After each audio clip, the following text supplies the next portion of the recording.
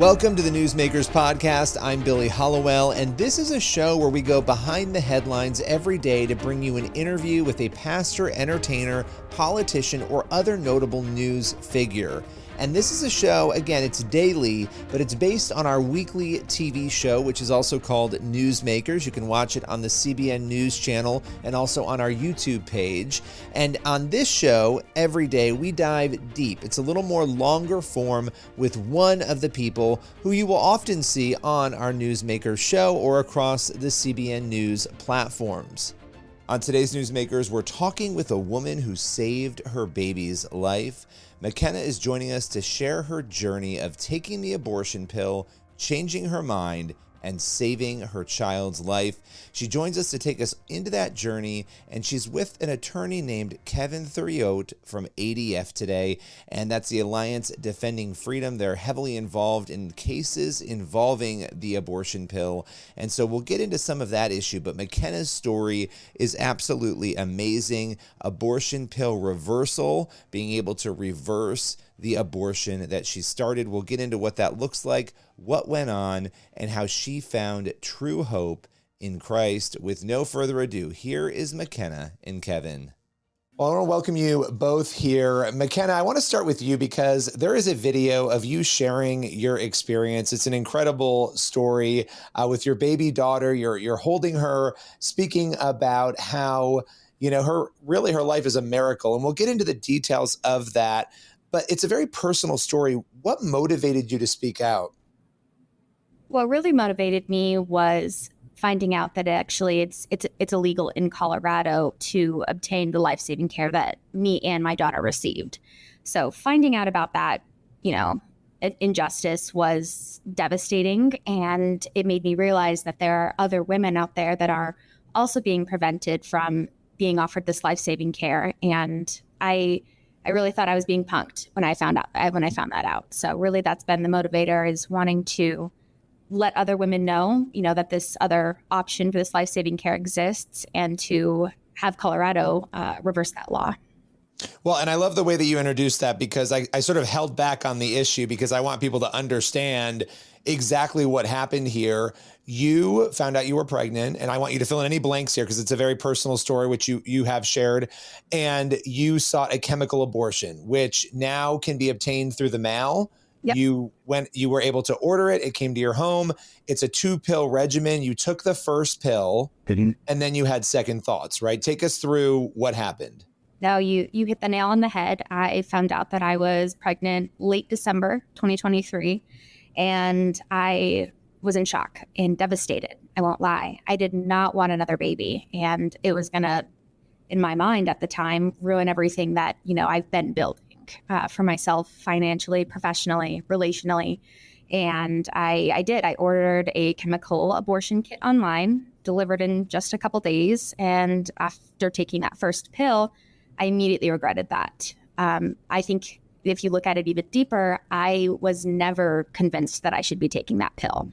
While I was waiting for it to come in the mail, I was just kept telling myself, you're doing the right thing. You need to do this. There's no other option. Don't even think about it. Just take it and it'll all be over with, like it never even happened. And obviously that wasn't the case. And immediately after taking that pill, it was roughly about a day later that I had reached out to Abortion Pill Reversal to see if anything could be done to reverse these effects. Now, Kevin, I'm going to come to you in a moment, but I want to understand your emotions here, because you're telling yourself you should do this, it's the right thing, but in the back of your mind and in your heart, it's not. Yeah. Once you took that first pill and you really realized I should not have done this, what was going through your mind? Were you in a panic searching for options? Did you even think there was an option for you out there? Just take us into those moments, because I can't imagine what that must have felt like. I'm the type of person where I need to not even think about things when I do them. Otherwise, they'll sit on my heart, right? And so I knew that this was something that I was going to regret. I knew that in myself because I know myself. And so I really just kept telling myself that if you don't do this, you're going to fail in all of these areas that you've worked so hard to grow in your life.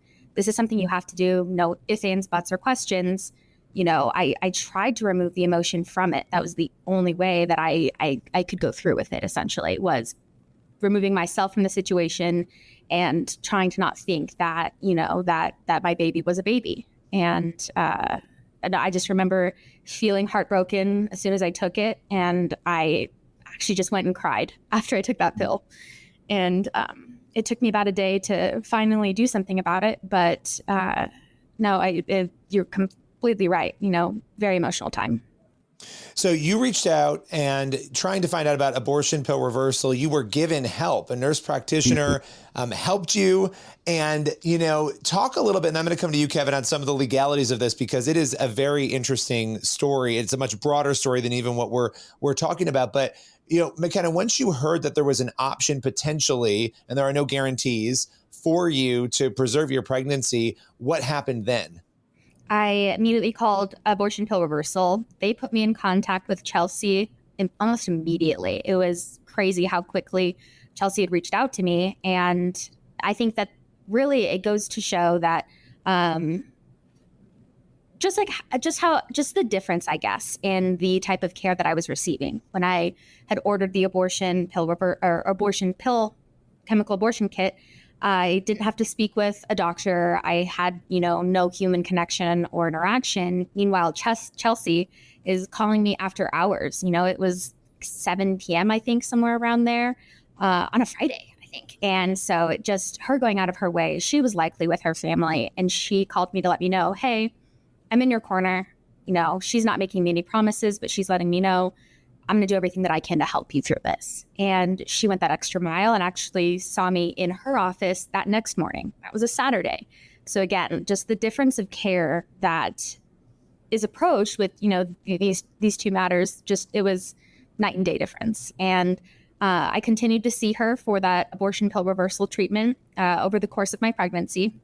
And because of the Abortion Pill Reversal Network, I delivered a beautiful and happy baby girl in late August. So, and that is progesterone, right? You're basically given that to counteract the first pill that you took, because again, it's a 2-pill regimen when you do a chemical abortion. So you never took that second pill, but that first pill starts the process out, and you were able to, reverse that by taking that pill. Now, Kevin, I want to come to you on this because Colorado is the first state that has made it illegal as of 2023, I believe, for a practitioner, a medical practitioner, to give out abortion pill reversal.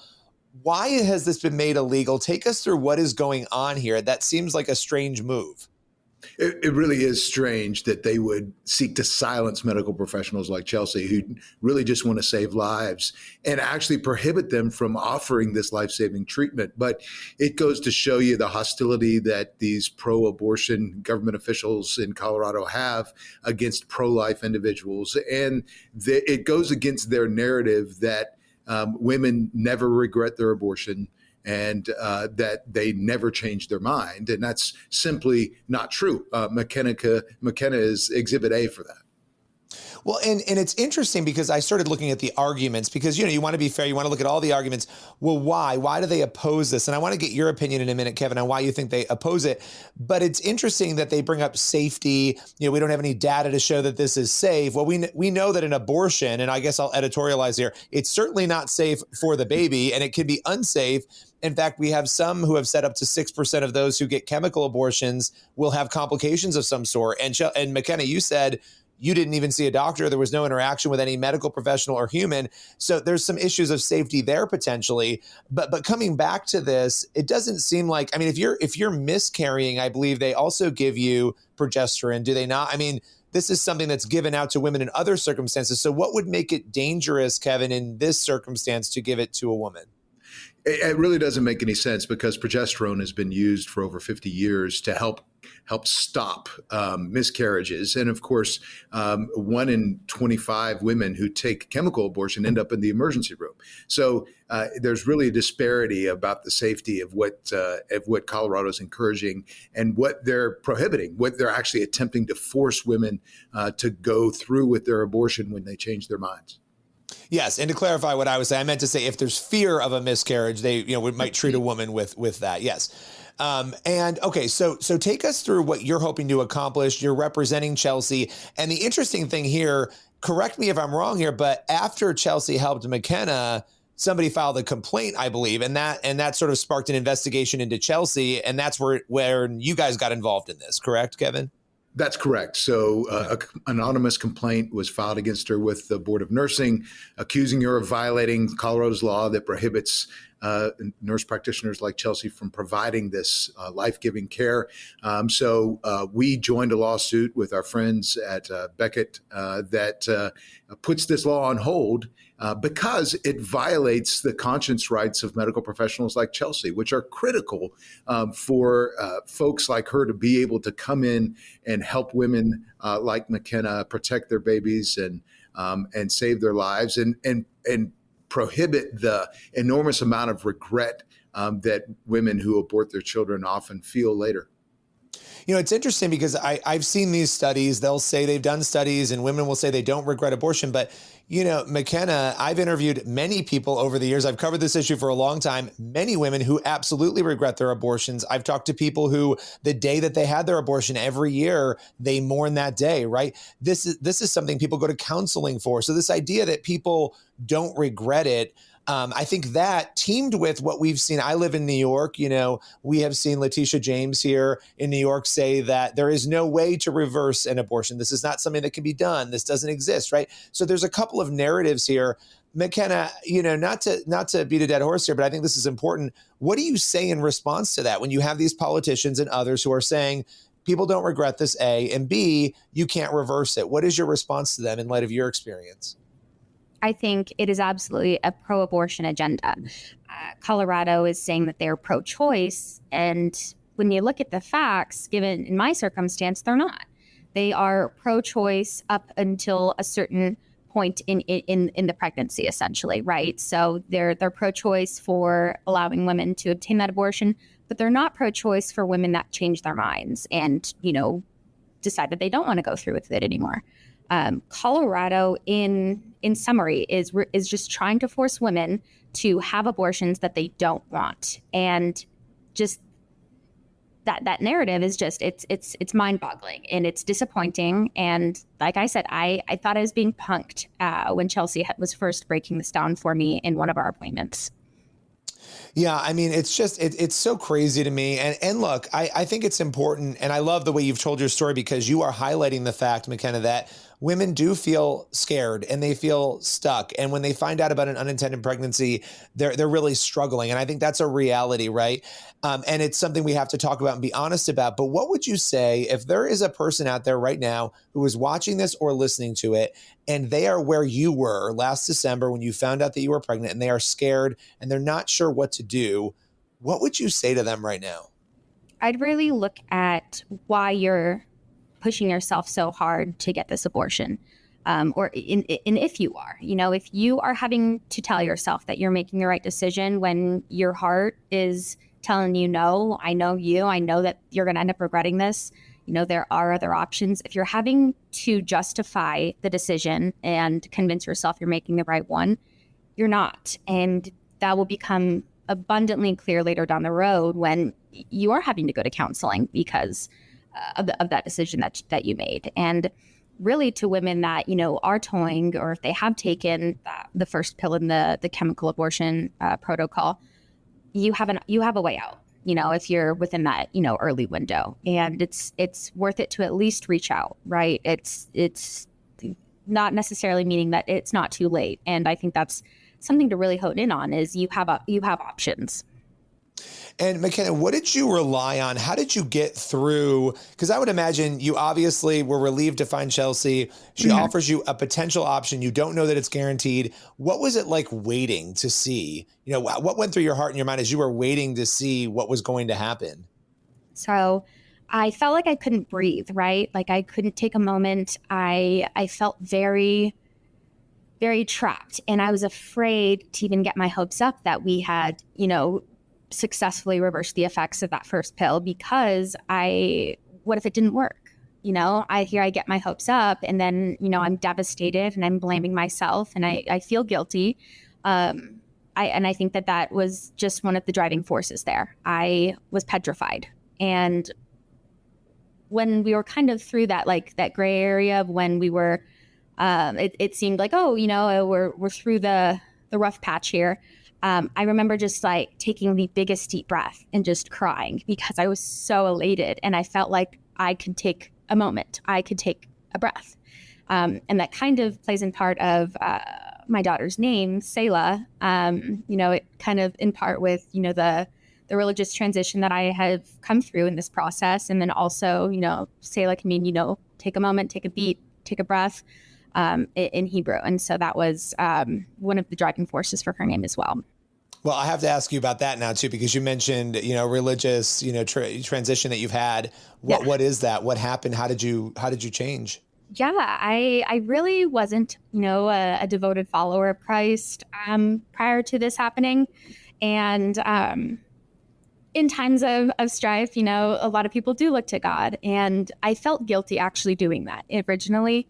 I know that relationship with God isn't a transactional one. I know that if I don't sit down and pray 30 times that I'll get what I want. And I was really worried that he was going to think that I was doing that when, I broke down to him that, look, I am really just looking to you, God. Can you please, look out for me and my family? Like, I'm so sorry for what I did. And so getting through that piece, meeting Chelsea, I think was, I consider her a savior of sorts to me and my daughter. And I think that she helped bridge that relationship with me and my entire family and God. Me and my partner have started going to church very shortly after meeting Chelsea to, really look into him, follow his way. And that's another reason in part why, we did decide to name her Selah. And so I'll never look back. He was really looking out for me and my family. And I attribute all successes, her life, this amazing one that I get to live with her to him. So.